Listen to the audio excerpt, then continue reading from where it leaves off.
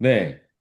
그렇게 해서 이제 2장에서 새 족속이 등장하죠. 예, 먼저 앞선 새 족속은 에돔과 모압과 암몬입니다. 에돔 족속은 너희 동족이다 이렇게 얘기합니다. 에서가 누구의 형이에요? 어, 이스라엘, 야곱, 곧 야곱의 이스라엘의 형. 형입니다. 그러니까 형제, 동족이에요. 한 배에서 났어요. 심지어 쌍둥이에요. 예, 그러니 동족이라고 표현합니다. 그 다음 모압과 암몬은 뭐라고 표현해요? 롯 자손입니다. 그것은 또 더 선대로 올라가서 아브라함의 조카예요. 그러니 한 핏줄이나 다름없죠. 뭐 팔촌 뭐 이렇게 고종 사촌이라 뭐 이렇게 되는 건가요? 아, 고종 사촌이 아니라 고조부의 증조부 고조부까지 올라가는 그런 형제입니다. 사촌 족속입니다. 그러니 그들을 괴롭게 하지 마라, 싸우지 마라, 그 땅 주지 않는다, 이렇게 얘기하죠. 예. 그 다음, 신명기, 2장 12절, 21절을 보면 뭐라고 돼 있냐면요. 9절부터 보겠습니다. 이는 내가, 9절 마지막 부분에, 이는 내가 롯 자손에게 아르를 기업으로 주었음이로다. 기업으로 주셨대요. 기업으로 주었다라는 표현은요. 이스라엘 백성에게만 있는 줄 알았더니 누구에게도 있어요? 네. 모압 족속에게도 있어요. 5절 볼까요? 5절 마지막 부분에도 뭐라고 돼 있습니까? 그들 땅을 한 발자국도 안 줄 건데 이는 내가 세일산을 에서에게 기업으로 주었다. 이렇게 됩니다. 네. 그렇게 기업으로 준 게 12절. 어떻게 기업으로 준 것이냐? 그냥 기업으로 주신 게 아니에요. 12절. 호리 사람이 거하던 세일을 에서 자손에게 주어서 12절 후반부 이스라엘이 여호와의 주신 기업의 땅에서 행한 것과 일반이었느니라. 이거 괄호치고 10절부터 12절까지 괄호치고 나온 건요. 나중에 그것을 해석해서 덧붙인 부분입니다. 그러니까 이 부분에 대해서는 뭐라고 하냐면 네. 모압에게 기업으로 주었고 에서에게 기업으로 준 땅들은 그들이 거기서 거하게 한 것이 마치 이스라엘 백성이 출애굽해서 가나안 땅으로 들어가서 그들을 정복하고 그 땅에 정착하여서 그 땅을 기업으로 얻은 것처럼 하나님께서 에서 족속에게 모압 족속에게 이후 21절도 마찬가지예요.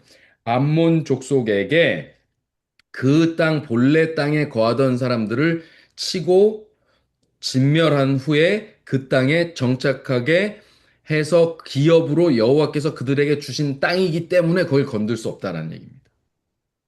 그래서 실제로 이 이후로도 이스라엘 왕조가 진행될 때 에돔 족속도 암몬 족속도 모압 족속도 수없이 그들을 괴롭게 하고 못 살게 구는데도 완전히 없애지 않고 계속 그 족속들이 주변에 남아 있어요. 한참 동안 남아 있습니다. 예. 왜냐하면 하나님께서 그들에게 기업으로 준 땅이기 때문입니다. 그런데 우리가 열왕기상 공부하면서 이제 알죠. 북방 이스라엘, 북방 이스라엘이 기업으로 얻은 땅을 마침내 어떻게 됩니까? 다 뺏겨버립니다. 거기서 망해버리죠. 그래서 결국 유다 족속만, 유다 민족, 지금의 주이시라고 불리고 유대인이라고 불리는 그 족속만 남게 돼요.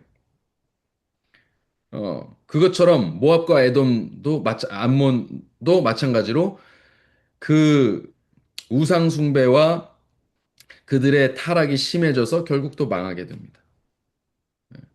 그 얘기도 우리가 잠시 또 좀 이따가 좀 더 다룰 겁니다. 자, 그렇게 해서 결국 그 땅은 건들 수 없어요. 여기 에돔, 모압, 요 위로 올라가면, 요 위쪽으로 올라가면 암몬이 또 있습니다. 그 땅을 예, 절대 칠 수 없어요. 그러나 이후에 등장하는 아모리, 그리고 바산, 족속은 어떻게 하라 그랬어요? 그들은 이렇게 하라 그랬습니다. 너희는 일어나 행진하여 아르논 골짜기를 건너라. 내가 헤스본 왕 아모리 사람 시혼과 그의 땅을 내 손에 넘겼은즉 이제 더불어 싸워서 그 땅을 차지해라. 에돔, 암몬, 모압, 암몬과는 다르게 예. 아모리 사람 헤스본 왕 시혼은 쳐라. 그리고 그 땅을 차지해라. 이렇게 말씀하십니다. 그래서 그들에게도 에돔, 모압, 암몬에게 접근하듯 똑같이 접근합니다. 그들이 올라가면서 그 왕에게 뭐라고 얘기하냐면 우리가 그 땅 그냥 통과만 할게. 너네들한테서 물과 식량은 사서 먹을 거야. 그렇게 얘기했는데 그들은 어떻게 반응합니까? 이렇게 반응합니다. 우리가 통과하기를 허락하지 않을 거다. 이는 내 하나님 여호와께서 그를 내 손에 넘기시려고 그의 품성을 완강하게 하셨고 그 마음을 완고하게 하셨음이 오늘날과 같으니라. 이거 완강하게 하고 완고하게 한 것, 이거 강팍하게 했다라는 다른 용어로도 쓰입니다. 이거 누구한테 쓰는 말인가요? 바벨론 왕, 애굽의 애굽 왕. 애굽왕 바로에게 쓰시던 음. 말이죠. 결국 그렇게 어떻게 됐어요? 예, 애굽은 이스라엘에게 의해서 여호와 하나님의 손에 의해서 멸망되죠. 네, 그렇게 해서 그때에 그 땅을 넘겨서 기업으로 삼으라 이렇게 해서 결국 이스라엘의 기업이 됩니다. 그리고 이것은 3장으로 이어집니다. 3장으로 갔더니 거기에 또 바산 왕 옥이 등장합니다. 자, 헤스본 왕 시온, 그리고 바산 왕 옥, 이름이 시혼과 옥입니다. 시혼, 그리고 옥, 이 두 이름입니다. 이 왕의 땅들을 차지합니다. 그래서 아모리 족속의 왕 시온에게 행한 것처럼 똑같이 바산 왕 옥에게도 행하게 됩니다. 예. 그렇게 해서 결과적으로 두 왕의 땅을 얻게 되죠. 그래서 그렇게 땅을 주셔서 자 이제 올라갑니다. 여기서 올라가는 길이에요. 예, 아까 전에 이렇게 올라왔죠? 여기 에돔 땅 지나고 모압 땅으로 진입합니다. 그런데 모압 땅으로 진입할 때 모압 땅 옆으로 지나면서 여기를 이제 안 건드리려고 했어요. 근데 이렇게 쏙 지나면서 결국 어디로 가요? 아르논 강쯤에 이릅니다. 그리고 이렇게 더 올라가서요. 이 아르논 강쯤에 이르렀을 때, 자, 이 지역, 이 지역이 어떻게 돼 있었냐면, 아모리 사람들이 요 지역을 이렇게 점거하고 있었는데, 이 사람들이 이렇게 내려와가지고 여기를 차지했어요. 모압 땅을 쳐서. 그래서 모압 땅의 이 아르논강 일대를 차지한 것입니다. 그래서 여기를 통과하면서 어떻게 했냐면, 그들을 또 통과해서 우리 올라갈게 이렇게 하는데 이 사람들이 가만두지 않은 거예요. 그래서 어떻게 했습니까? 네. 이 땅을 여기서 전쟁이 일어나서 예, 어, 그 헤스본 왕 시혼을 쳐서 이 땅을 차지합니다. 그리고 바사는 이 위쪽 동네죠. 이렇게 올라가서 여기 길르앗 땅, 요 야복강쯤 이르렀을 때 바사랑 옥이 또 등장합니다. 그래서 그 땅도 친 것이에요. 그래서 여기 전체를 다 차지합니다. 여기 길르앗과 바산 지역을 다 차지합니다. 여기서부터 아르논부터 아르논강부터 야복강에서 바산에 이르는 땅을 다 이스라엘이 차지해요. 그래서 이 땅을 나중에 누구에게 나눠줍니까? 그 땅을 네. 여기 므낫세 반 지파 그리고 르우벤 그리고 갓 지파에게 나눠주게 되죠. 그건 조금 있다가 또 다시 등장합니다. 그래서 빼앗은 땅이 요 땅 다 차지하고 여기 길르앗 라못 여기 길르앗 여기는 길르앗 라못 그죠? 여기 아르논강 여기서부터 시작해서 쭉 여기까지. 자 여기 느보산이라고 등장합니다. 느보산 이제 이렇게 땅을 차지하게 하셨는데, 여기 느보산 주목해 주세요. 어, 이 땅을 정복할 때, 이제 요거 하기 전에 이 땅을 이제 정복합니다. 정복할 때의 공통점이 하나 있어요. 2장 34절, 3장 6절. 한번 볼까요? 2장 34절. 그 모든 성읍을 취하고 그 각 성읍을 그 남녀와 유아와 함께 하나도 남기지 않고 진멸합니다. 완전히 사람의 존재는 유아까지 다 진멸해요. 아, 이건 뭐, 전에 이제 성을 칠 때는, 어떨 때는, 예, 모압을 칠 때는 어떻게 해요? 미디안 칠 때는, 미디안을 칠 때는, 예, 남자를 알지 못하는 여인, 그리고 아이들은 살려뒀습니다. 근데, 지금은 뭐 그것도 없어요. 그냥 다. 그리고 나머지 탈취한 물건들, 육축들, 그런 것들은 가져와서 소유로 삼게 됩니다. 그다음에 3장 6절 보면 헤스본 왕 시온에게 한 것과 같이 바산한 왕 옥의 땅도 그렇게 진멸해서 결국 각 성읍의 남녀와 유아를 다 진멸합니다. 그러니까 여기서 이제 진멸이라는 단어가 나오기 시작하죠. 완전히 없앱니다. 자, 요 내용을 가만히 보죠. 그 사울 왕 때의 그 기억이 나십니까? 사울 왕에게 사무엘상에서 그렇죠. 사무엘상에서 사울 왕 때 사무엘이 사울 왕에게 아말렉을 치라고 말합니다. 그러니까 아말렉을 칠 때 어떻게 치라고 말합니까? 싹, 네? 싹 다.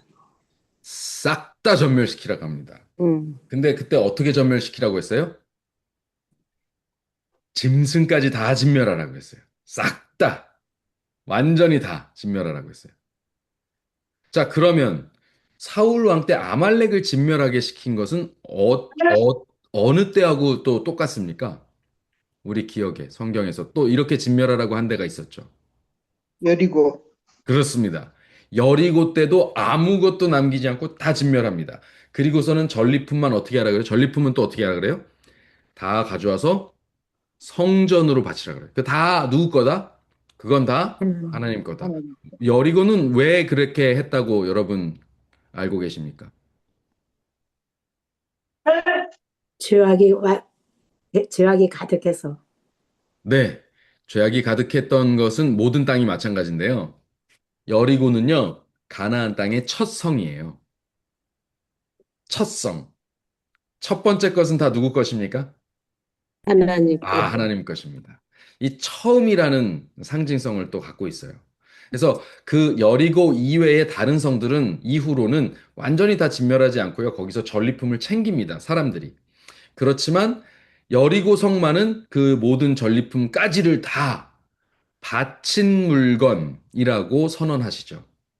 그래서 그때 예, 고 여리고 때가 사울 왕 아말렉 때하고 똑같죠. 자, 그러니까 사울 왕이 아말렉을 치면서 네, 어, 귀한 짐승들, 좋은 살찐 짐승들하고 귀한 물품들을 자기가 챙겨온 거는 뭘 말하는 거예요? 그러니까 그다음에 아말렉 왕 아각을 살려둔 것은 뭐와 같아요? 누구와 같은 짓을 한 겁니까? 여리고성 때 아간. 아간과 똑같은 일을 한 것입니다. 아간처럼 받쳐진 물건에 손을 댄 범죄를 저지른 거예요. 이제 이해가 되십니까? 왜 그거 한번 좀 이렇게 했다고 사무엘한테 하나님께서 바로 말씀을 하셔가지고, 야, 사울은 이제 끝났다. 사울이 나를 버렸으므로 나도 사울을 버린다. 어떻게 이렇게 바로 말씀하시고 바로 다른 사람을 기름 부어갖고 내 마음에 합한 자를 뽑겠다. 이렇게 말씀하셨지? 너무 사울한테 무자비하신 거 아닌가? No, 그게 아닙니다. 아말렉에게 내려진 명령은 그들에게 출애굽 때부터 원수졌던 것을 갚으라고 하시면서 아주 받쳐진 물건으로 만들어서 완전히 진멸시키라는 명령을 내리신 거였어요. 여리고와 같은 명령이었던 거죠. 그런데 그것을 사울이 임의로 어긴 것은 아간과 같은 행동을 한 것입니다. 자, 사울은 제비 뽑아서 얻은 왕입니다. 그렇죠? 네. 무슨 지파가 나오고 무슨 지파가 나오고 무슨 지파가 나와서 딱 뽑았어요. 왕이. 그런데 제비 뽑아서 백성 중에서 끊어질 아간과 같은 일을 저질러 버린 것입니다. 그런 왕이. 제비 뽑아 얻은 왕이 제비 뽑아 백성 중에 끊어질 일을 저지른 거예요. 네, 그것이 사울의 일이었습니다. 자, 어쨌든 그 이후 므낫세 반 르우벤 갓에게 이 지역을 주었다라는 것을 여러분 알고 계시면 되겠습니다. 대신 여러분 대신 18절을 보면 므낫세 반 르우벤 갓 지파의 이 세 지파의 두 지파 반의 군인들은 어떻게 해야 돼요? 이 지역에 남아있지 않고 요단 서편으로 건너가서 요단강을 건너가서 그 요단 서편의 정복 전쟁, 나머지 19지파 반의 정복 전쟁에 동참해야 됐습니다. 그런데 그것도 그냥 동참하는 게 아니었어요. 3장 18절 보니까 뭐라고 돼 있어요? 마지막 부분에 너희 형제 악한 이스라엘 자손이 네, 뭐가 되어서 너희 형제 이스라엘 자손의 선지가 돼. 네, 선봉이 되어서 건너가라. 이렇게 돼 있어요. 선봉. 항상 유다 족속이 선봉에 서곤 했죠. 그런데 이제는 그들이 더 앞에 나서서 그 전쟁을 앞서야 됩니다. 왜냐? 너희들 가족들은 하나도 고생하지 않고 이미 얻은 땅에 잘 정착했잖아. 그러니까 너희가 더 고생해서 이들을 도와야지. 라고 하는 것입니다. 그래서 나머지 아홉 지파 반도 그것에 동의하고 협력해서 이렇게 하기로 합니다. 근데 그때 아주 재밌는 표현이 나와요. 20절 성경 우리 신명기 3장 20절 다 펴가지고 같이 읽겠습니다. 신명기 3장 20절입니다. 여호와께서 너희에게 주신 것 같이 너희의 형제에게도 무엇을 주시리니? 안식을 주시리니. 그때에 그 모두가 안식을 얻으면 너희는 그때 미리 얻었던 기업으로 돌아갈 수 있다. 이 얘기입니다. 이제 언제 돌아간다고요? 형제들도 안식을 얻을 때. 여러분 이제 여기서 이제 안식의 개념이 제대로 이제 인식이 되셔야 됩니다. 성경의 안식의 개념은 그러니까 단순히 이렇게 좀 늘어져서 좀 오늘은 쉬지 뭐 이런 쉼이 아니에요. 그냥 아유 오늘 편안하게 잠 좀 자자 이런 쉼이 아닙니다.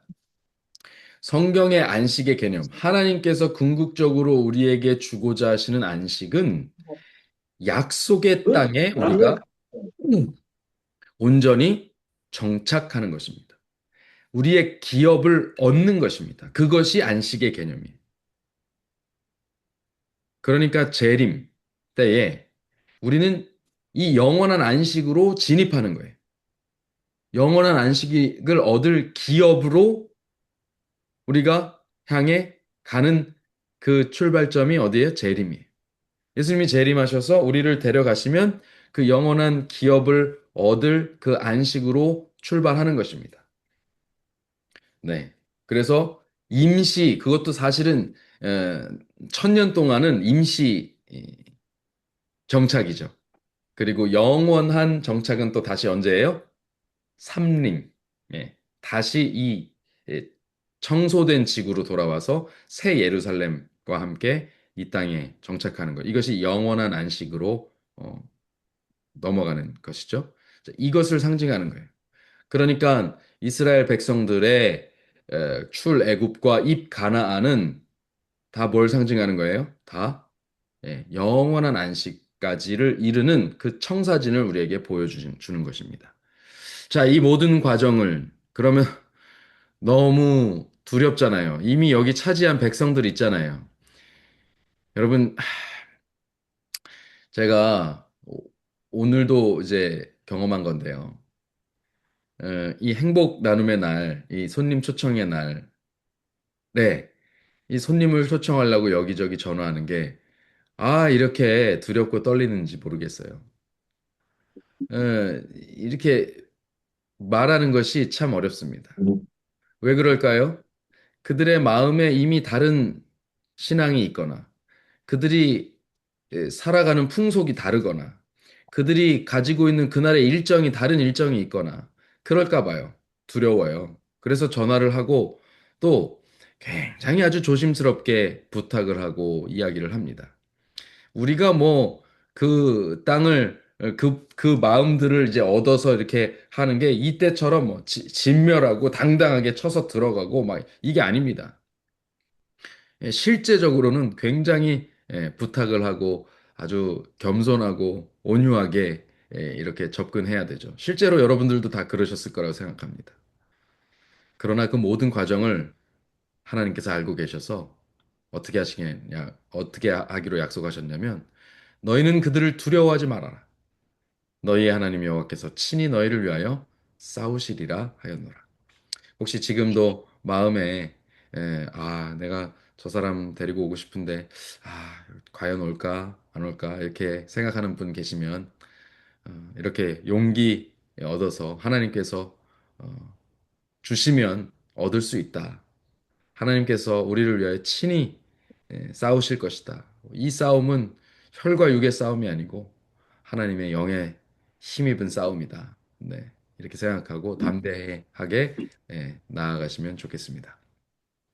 그리고 나서 모세가 안타깝게도 들어갈 수 없는 땅을 향해서 하나님께 요청하고 기도하지만 하나님께서 어떻게 하십니까? 네, 그만 이제 족하다. 그만해. 이 일로 다시는 나한테 이야기하지 마라. 여러분, 이 장면 얼마나 안타깝고 서글픕니까? 정말 모세는요, 어, 그 백성, 그 민족의 예, 아브라함 때부터 약속해 주셨던 그 땅을 단 한 번도 밟아본 일이 없습니다.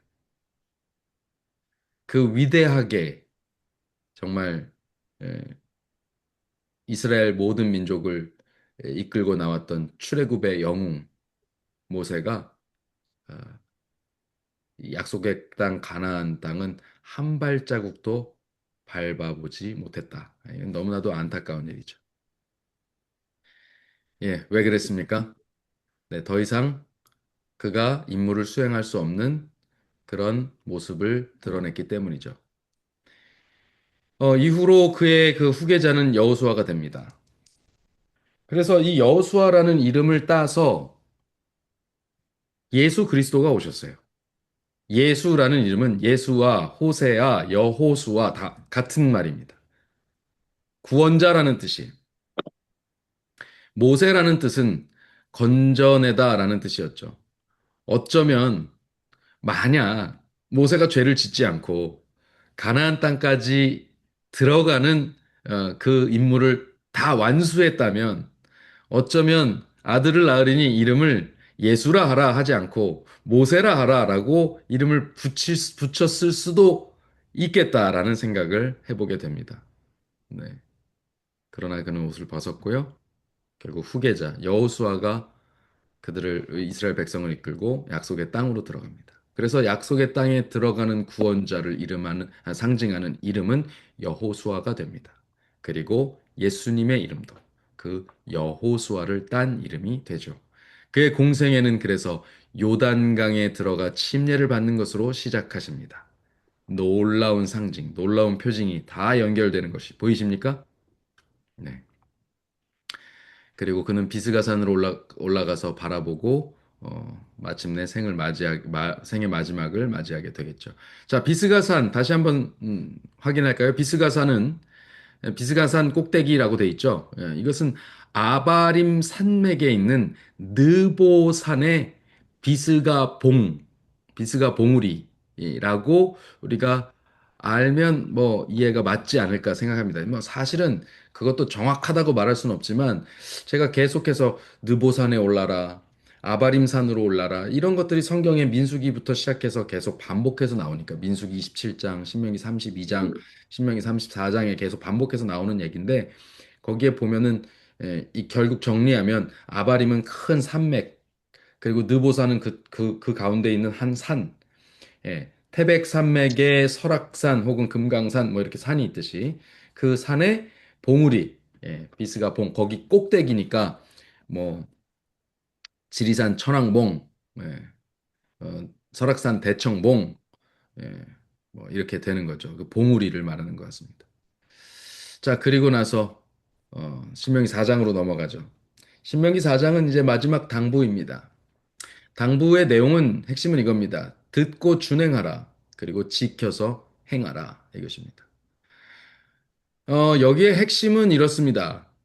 여호와께 붙어서 떠나지 않은 자들은 다 생존한다. 그리고 우리 이스라엘처럼 그 신이 그 민족에게 가까이 함을 얻은 나라가 과연 있었느냐? 확인해 보라는 거예요. 그러니까 없었다. 직접 말로 백성에게 말을 들려주고, 직접 불기둥, 구름기둥으로 함께 임하고, 없었다. 그때 어떻게 해주셨냐, 실제로. 호렙산에 있을 때, 호렙산은 어디입니까? 예, 신의 산이죠. 신의 산. 여호와 앞에 섰던 날, 너희들 기억하지? 백성들 모으라 그랬을 때, 모으라 그래서 그 말을 들려주셨어요. 음성을 듣게 해주셨습니다. 그래서 어떻게 해주셨어요? 그래서 십계명을 주셨죠. 그리고 그럴 때에, 그러면서 이들에게 십계명 주셨다라고 하면서 지켜 행하라라고 말하면서 그 말에 주의할 점으로 아주 긴 절을 할애해서 반복해서 말하는 게 무엇이냐면 바로 이 부분입니다. 호렙산에서 불길 중에 너희에게 말씀하시던 날에 너희가 그분의 형상은 보지 못했지. 그러니까 너희는 이것을 깊이 삼가라.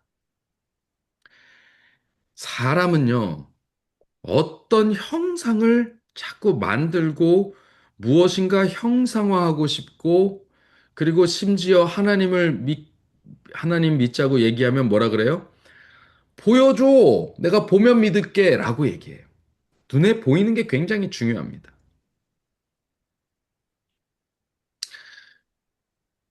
그러나 너희는 하나님의 형상을 보지 못했으니까. 이게 여호와 신앙의 핵심입니다. 이 우상이 들어가면 아이 그래도 뭐 형상 뭐 좀 만든 게 뭐 어때? 요렇게 이야기할 부분이 아니에요. 여호와 하나님께 대한 신앙의 정말 가장 큰 특징 중에 하나가 아무 형상이 없다는 것입니다. 그러니까 어떤 우상화 작업도 하면 안 돼요. 심지어 법궤조차도 그렇게 사용하지 못하게 하십니다. 그쵸? 법궤 들고 나간다고 무조건 이겨요, 안 이겨요? 아니요. 블레셋에게 가서 패했었잖아요. 기억하시죠? 엘리제스장 때. 네. 어떤 것도 심지어 이제 그 티투스 장군이었나요? 이제 나중에 로마의 그 장군이 쳐들어와 가지고 지성소 안까지 들어갑니다. 예루살렘에. 아, 정말 수치스러운 순간이었죠. 이스라엘 백성에게는, 유대인들에게는. 그런데 들어가서 그가 한 말이 그거예요. 뭐야? 아무것도 없네? 로마인들에게 있어서 신전이라 함은 만신전이에요. 그쵸? 저 앞에 제우스가 있고 양쪽으로 막 신상들이 쫙 서 있어가지고 보면 말이요. 이렇게 해야 돼요. 근데 그런 게 있습니까? 없습니까? 하나도 없어요. 정말. 하나도 없어요. 그 안에 남아있는 것이 없습니다. 그냥 빈 방에 조명도 안 비치는 새카만 방이에요. 그냥 지성소가. 법궤 하나 떨렁 있는 거죠. 그 법궤조차도 이제는 보이지 않는 그때.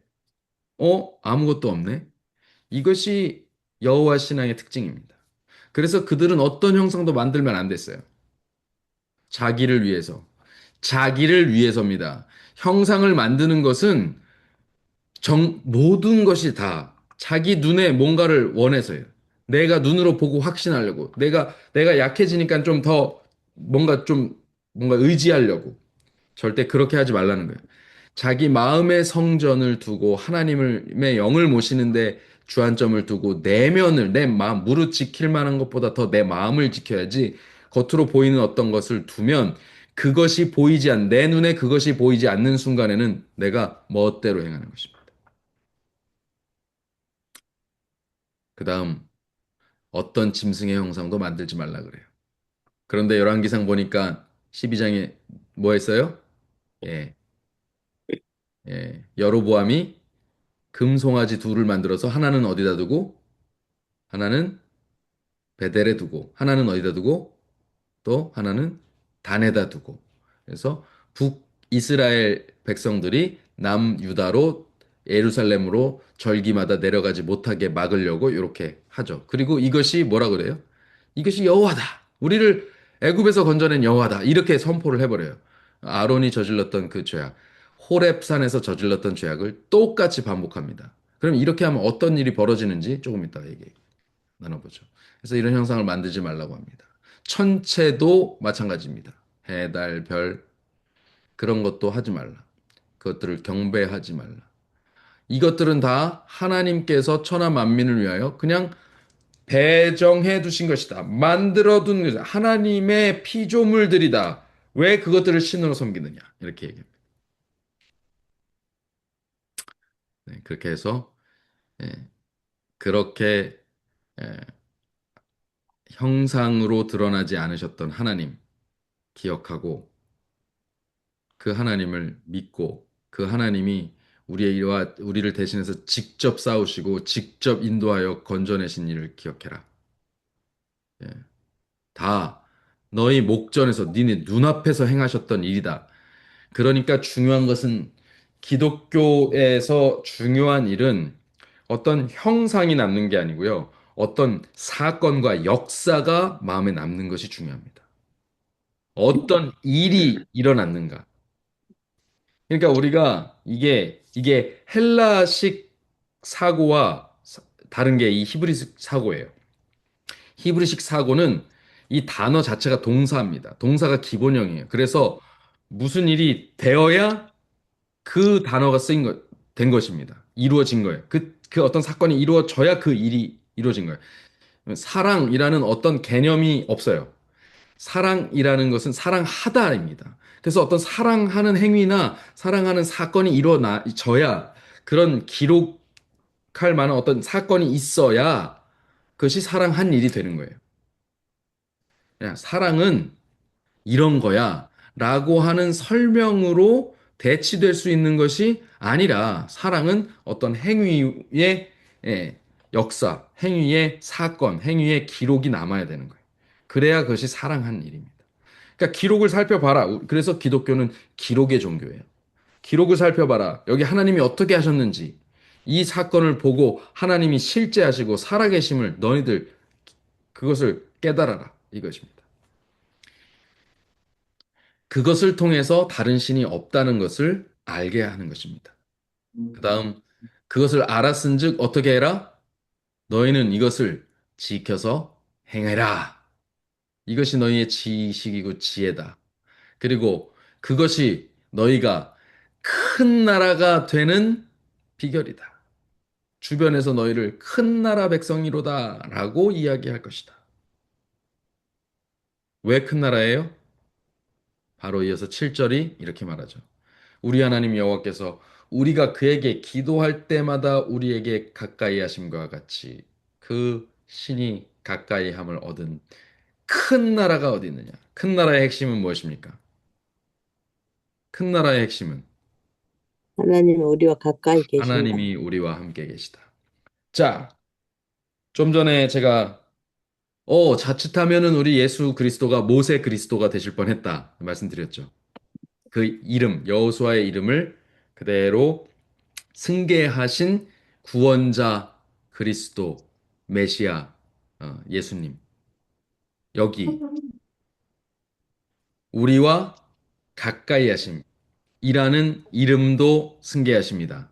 이것이 무엇입니까? 그분의 이름을 무엇이라 하라? 하나님이 우리와 함께 계시다. 무엇입니까? 임마누엘. 임마누엘입니다. 그래서 그분의 이름은 예수이시고 동시에 임마누엘이시라는 두 가지 이름을 갖게 됩니다. 지금 보세요. 그것이 다 어디서 나온 거예요? 지금 보니까 여기 신명기에서 나온 이야기죠. 그래서 그분이 예수님이 오셔서 이 땅에 새 율법을 내가 선포한다 하면서 이 신명기의 말씀을 쫙 풀어서 설교하시게 되는 것입니다. 자, 이렇게 진행되는 이야기들. 그것이 4장까지의 이야기인데요. 특별히 제가 여기서 하나만 더 짚고 넘어가고 싶은데요. 여기 25절입니다. 23절부터 보겠습니다. 4장 23절입니다. 하나님께서 이 이야기를 아주 중요하게 여기셔서 모세에게 이 이야기를 아주 길게 이야기하게 하셨네요. 너는 여호와께서 금하신 아무 형상의 우상이든지 조각하지 말라. 24절 내 하나님 여호와는 소멸하는 불이시요 질투하는 하나님이시라. 그런데 25절 내가 그 땅에서 가나안 땅에 들어가서 아들 낳고 손자를 얻으며 오래 살 때 만일 스스로 부패하여 무슨 형상의 우상이든지 조각하여 내 하나님 여호와 앞에 악을 행함으로 그의 노를 격발하면 네 이런 사건이 일어났나요? 네, 우리 네, 아침마다 묵상하면서 열왕기상에서 이 일이 일어난 것을 보았어요. 이렇게 하면 어떻게 한다고요? 26절 내가 오늘날 천지를 불러 증거를 삼노니 모세가 이 천지를 대하여 증거를 삼아서 이 여호와의 말씀을 대변합니다. 너희가 요단을 건너가서 얻는 땅, 즉 가나안 땅에서 속히 망할 것이라. 너희가 거기에서 너희 날이 길지 못하고 전멸될 것이다. 야, 이 전멸은 누구한테 있는 일이에요? 원래 전멸은 누구한테 있었던 일입니까? 여기 앞에 보니까 아모리 족속들에게. 그쵸? 예. 헤스본 왕 시온의 땅에, 바산 왕 옥의 땅에 있었던 것이 전멸입니다. 여리고에 있었던 일이 전멸입니다. 아멜렉에게 행하는 일이 전멸입니다. 그런데 이 전멸이 누구에게 임할 것이라고요? 너희에게 임할 것이다. 27절 여호와께서 너희를 열국 중에서 흩으실 것이요 여호와께서 너희를 쫓아 보내실 그 열국 중에 너희의 남은 수가 많지 못할 것이며 야 흩을 것이다라는 표현을 여기 쓰십니다. 저는 이제 열왕기상을 공부하면서 왜 열 지파를 따로 떼고 나머지 유다 지파 하나만 남기셨나 이 생각을 했어요. 근데 알고 보니까요. 좀 이렇게 살펴보니까 여기 이제 신명기까지 다 이렇게 보고 민수기와 신명기와 이 여호수아 사사기의 내용을 다 보면서 그 내용을 보니까요. 이스라엘이 정말 철저하게 타락했구나. 이미 그 뭐 우리 흔히 사용하는 말로 싹수가 노랬구나. 하나님이 따로 빼어낸 족속이지만 그들이 정말 썩을 대로 썩었구나. 40년 동안 광야에서 한 세대를 교체하고 그 한 세대 교체 장면도요, 재밌습니다. 한 세대 교체 장면을 뭐라고 얘기하시냐면 2장 14절, 신명기 2장 14절.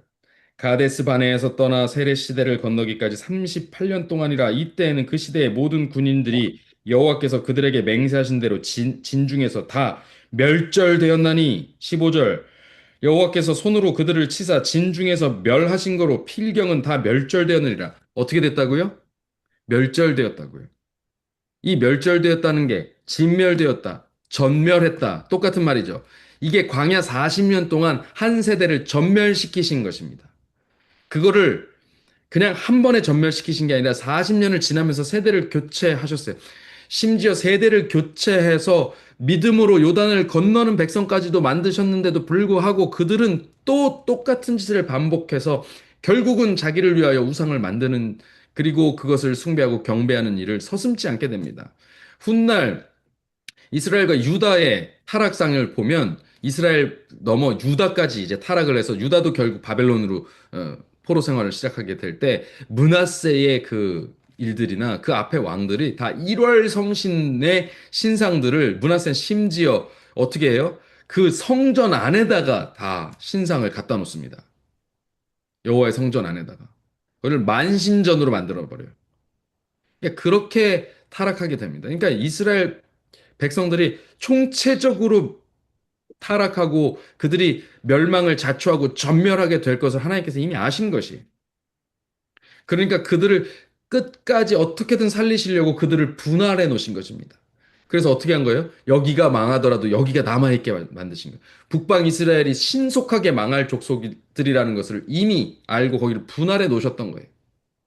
아니나 다를까 여로보암이 첫 번째로 한 일이 뭐예요? 유다로 내려가지 못하게 하려고 금송아지 두 개를 만드는 일부터 시작하는 거예요. 벌써 싹수가 놀았죠. 누구의 선언을 받아서 선지자 아비야를 통해서 그가 아히야를 통해서 그가 왕이 될 것에 대해서 선언을 받아 약속을 받은 그 인물임에도 불구하고 하나님을 신뢰하지 못한 거예요. 눈에 보이는 송아지를 더 만들어 놓는 것입니다.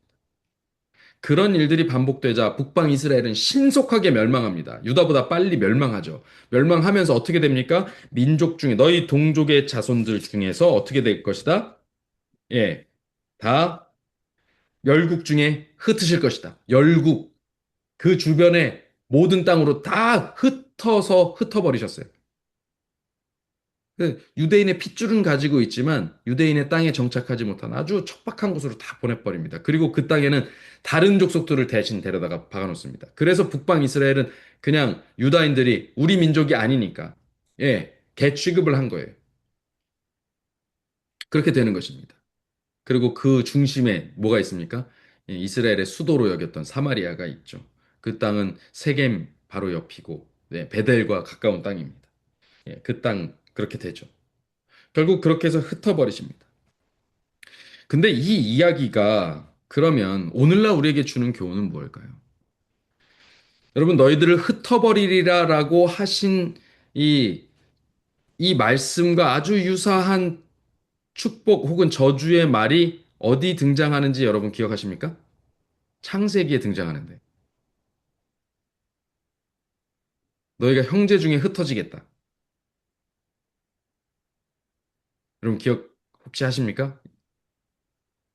야곱의 축복 가운데 나옵니다. 야곱의 유언 가운데. 어느 지파들에 대해서 이를 이야기를 합니까? 야곱이. 너희가 형제들 중에서 흩어지겠다. 두 지파에 대해서 얘기합니다. 누구죠? 레위와 시므온입니다. 레위와 시므온. 이 레위와 시므온에 대해서 너희가 형제 중에 흩어질 것이다. 너희는 잔혹한 칼날이다. 너희에게서는 너무 잔혹한 면이 보여서 너희들은 이제 곧 형제 중에 흩어질 거다라고 야곱이 저주를 해요. 그런데 그 저주가 여러분 훗날 그대로 성취가 되죠. 근데 그 성취의 모습이 양상이 완전히 다릅니다. 흩어짐의 경고 혹은 저주에 대한 결론이 두 가지로 나뉘어요. 나중에 시므온 지파는 어떻게 됩니까? 열국 중에 흩으실 것이요 열국 중에 너희의 남은 수가 많지 못할 것이다. 그랬어요. 시므온 족속 1차 민수기에서 1차 인구 조사할 때의 숫자보다 2차 인구 조사를 할 때 얼마가 줄어 있습니까? 2만이 꿈도 넘는 숫자가 줄어 있었어요. 그쵸? 수가 많아요, 적어요? 적죠. 그리고 나서는 나중엔 흐지부지 유다에 편입되어서 사라져 버립니다. 이 지파가 없어져요. 시므온 지파가. 어디로 갔는지 없어요. 어? 그런데 아, 레위 지파는 또 대답을 해줘 내려가는 줄 알고. 아니, 뭐, 죄송합니다. 네. 자, 레위 지파는 어떻습니까? 레위 지파도 흩어졌나요?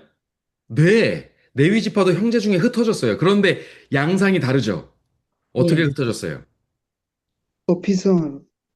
네, 도피성 지기들 각 성마다 흩어져서 48개의 성으로 각 지파마다 흩어져서 하나님의 장자된 영적 장자된 임무를 수행하는 일이 곧 그들의 기업이 되어서 실물로 주어진 땅은 뭐 성읍 그 주변 1km 정도이지만 실제적으로 온 백성으로부터 존경과 그리고 섬김을 받는 백성으로서 여호와의 장자, 여호와의 수종자로서의 역할을 감당하는 축복의 지파로 바뀌죠.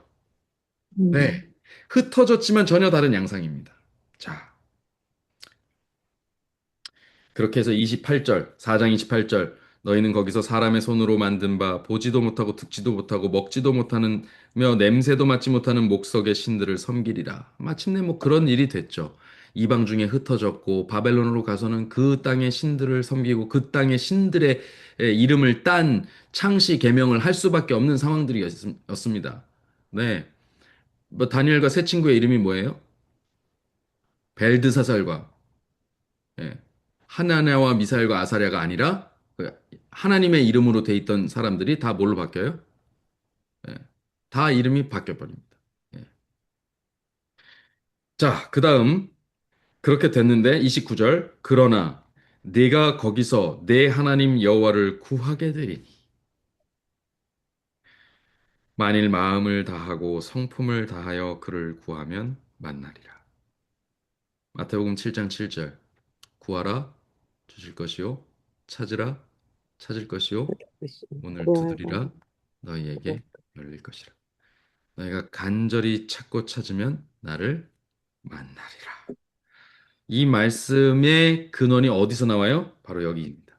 음, 여러분, 그들이 잘 순종하고 있을 때 있었던 일이 아니고요. 그들이 평탄하고, 그들이 번영하고, 그들이 부강했을 때 있었던 일이 아니고요. 그들이 그것을 저버리고 여호와의 축복과 여호와의 보호막을 떠나서 그들이 우상을 숭배하고, 그들이 파멸되고, 전멸하고, 흩어지고, 그래서 그들의 숫자가 다 줄고 그 거의 멸망에 이르렀을 그 시점에 그들이 돌이키면 언약을 기억하신 31절에 그 멸조에게 맹세하신 언약을 잊지 아니하신 하나님께서 그들에게 응답하셔서 그들이 찾고 만나고 바라고자 하는 그것들에 응답하실 것이다라는 얘기.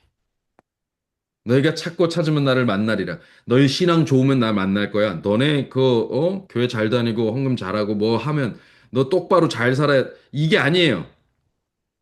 너네들 잘 안 되고 망하고 연약하고 사악하고 어, 그렇게 될지라도 쇠약하고 쇠락해 있을지라도 타락해 있을지라도 내가 거기서 너네들이 그 간절하게 부르짖는 소리에 응답할 거야 라는 말씀이죠. 신명기의 기별이요. 개혁의 기별입니다. 예. 이것이 우리가 잘해서 막 이렇게 할 수 있는 게 아니에요. 예, 이 기독교 신앙도 마찬가지로 우리에게서 믿음을 보시는 것이 사실은 아닙니다. 너희가 믿음만 있으면 해서 믿기만 하라. 예수님의 이름을 믿으면 구원을 얻겠다 하시는데 사실 그 믿음이 우리의 그 어떤 정말 의롭고 온전하고 우리가 정말 어떻게 진짜 성화된 그 믿음이 아니라니까요. 그거는 이상입니다. 진짜. 그렇게 하라고 하나님께서 명령을 하시는 것이고 그렇게 하기를 바라셔서 우리에게 원하시는 바지만 우리가 그것을 행하지 못해요. 안타깝게도. 그러나 하나님께서 그대로 두시지 않고 율법 외에 한 의를 우리에게 주셔서 이 율법과 규례와 법도가 공의로운 큰 나라가 되기를 바라셨던 그 심정을 우리가 수행하지 못할 때 예수 그리스도를 보내주셔서 우리가 그렇게 율법과 규례와 법도가 공의로운 큰 나라를 기업으로 얻을 수 있는 축복을 우리에게 허락하신 것입니다. 아멘. 예. 그것은 우리의 힘으로 얻은 게 아니에요. 그래서. 그저 오직 우리는 이제 스스로 삼가며 겸손하며 우리의 마음을 지키는 일만 남은 것입니다. 우리의 삶에서 우상을 제해야 됩니다. 우리의 눈으로 보기 좋은 어떤 우상들을 만드는 일도 이제 멈춰야 됩니다. 그것들을 다 부시고 갈아서 이제 없애버려야 됩니다. 그리고 우리의 눈으로 본 말씀, 우리의 귀로 들은 그 말씀 가운데 살아계신 하나님을 우리 마음에 기억해야겠습니다. 자카르, 기억하라. 이 말씀을 기억하시면서 오늘 이 안식일을 맞이하시고 또 누리시는 우리 저와 우리 성도들 되시기를 간절히 바라면서 오늘 말씀을 줄이겠습니다. 아멘. 네, 기도하겠습니다. 자비하신 하나님, 우리가 얻은 구원이 우리가 조금 더 착해져서 우리가 주님의 말씀을 따라서 좀 잘 행해서 우리에게 온 것으로 착각하지 않을 수 있도록 오늘 이스라엘 백성의 역사를 통해 우리에게 교훈하시니 감사합니다. 모세가 그렇게 위대한 역할을 통해서 이스라엘 백성을 인도하여 내었어도 가나안 땅에 들어갔어도 그 자체가 중요한 것이 아니라 그곳에서 주님을 신실하게 믿는 것이 중요해서 그것을 못한 그때에 그들은 결국 이스라엘, 육적 이스라엘은 멸망할 수밖에 없었다면 오늘 우리